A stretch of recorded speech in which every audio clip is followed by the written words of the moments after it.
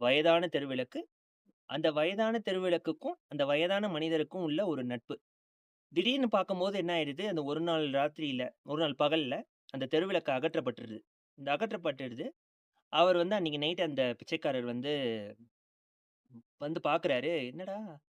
ஒரே இருட்டா இருக்கு. அந்த இடத்துல வந்து வழக்கம் போல வெளிச்சம் இல்லையே!